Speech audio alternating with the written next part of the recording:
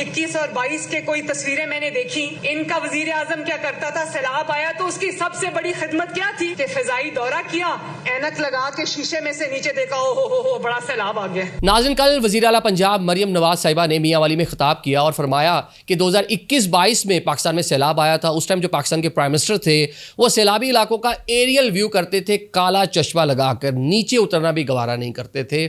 और एक तो 2022 में जो फ्लड आया था, सैलाब आया था, वो सिंध में आया था। शायद मरियम साहिबा ये भूल गई कि उस टाइम पाकिस्तान के प्राइम मिनिस्टर उनके सगे चचा जो आज भी प्राइम मिनिस्टर हैं मियां मोहम्मद शहबाज शरीफ साहब थे। काला चश्मा वो पहनते थे और वो नीचे भी उतरते थे हेली से, वो रेन बूट भी पहनते थे और जाके लोगों को मिलते मिलाते भी थे और एरियल व्यू भी करते थे। शायद उनको याद नहीं रहा, तनकीद वो मेरे ख्याल से बानी पीटीआई इमरान खान पे करना चाह रही थी, लेकिन वो भूल गई क्योंकि शहर उनका था मियांवाली इमरान खान का, लेकिन वो भूल गई कि प्राइम मिनिस्टर उनके अपने सगे चचा ही थे। अब जनाब मुझे याद पड़ता है, मरियम बीबी को नहीं याद होगा, यूनाइटेड नेशन का जो इजलास था, प्राइम मिनिस्टर पाकिस्तान मियां मोहम्मद शहबाज शरीफ वहाँ पर गए हुए थे।